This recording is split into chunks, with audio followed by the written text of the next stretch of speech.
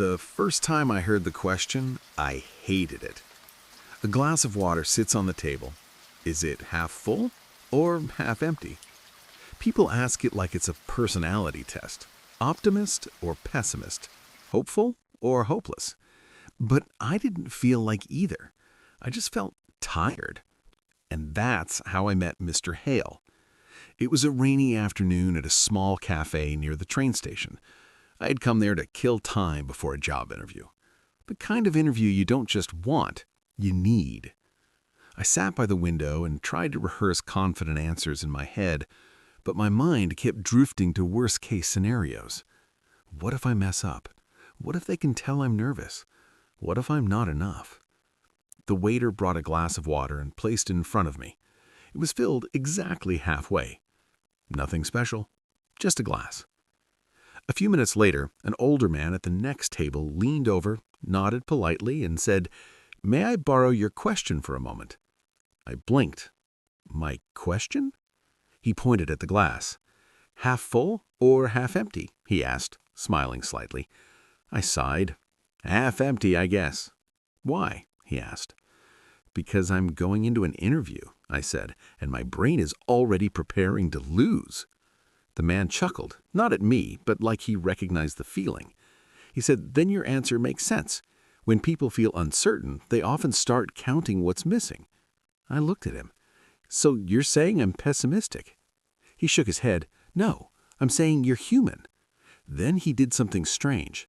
He slid the glass closer to the edge of the table toward the window light and said, "Let's try a different question." He tapped the side of the glass gently. "Is this glass half full or half empty? Or is it simply half?" I didn't reply. He continued, "When we say half empty, we feel loss. When we say half full, we feel gratitude. But both are still stories we are telling about the same reality." I stared at the waterline. He asked, "Do you want the most useful version?" "Yes," I said. He nodded. "Then stop judging the glass and start asking, what is this glass for?" I frowned. "To drink." "Exactly," he said. "And if you're thirsty, half a glass is not an idea, it's help." He paused, then added, "People don't suffer because the glass is half. They suffer because they keep using the glass to measure their worth." That sentence landed in my chest in a way I didn't expect. Because that's exactly what I'd been doing with my life.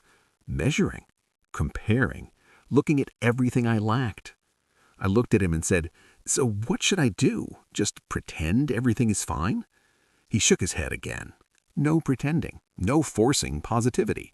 He pointed at the water. "Do something real." Then he picked up his own cup of tea, took a slow sip, and said, "Here's a simple practice." He held up one finger. "First, name what's in the glass." I blinked. "Water." "Good," he said. "Facts." "Second, finger. Second, name what's not in the glass." "More water," I said. "Good. Also facts." "Third, finger. Third, decide what matters right now." I stared at the water. "I'm nervous," I admitted. "I want the job. I'm afraid." Mr. Hale nodded with calm respect.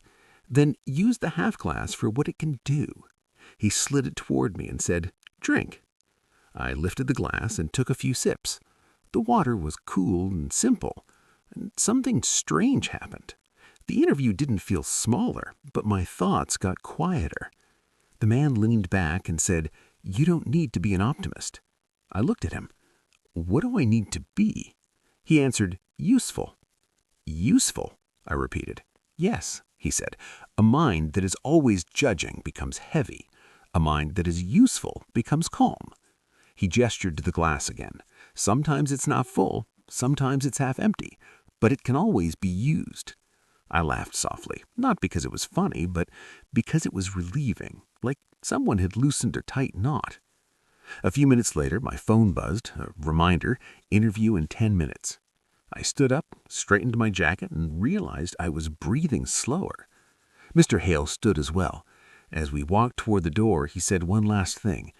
"When you walk into that room, don't ask, 'Am I good enough?'" I looked at him. He said, "Ask, What can I give?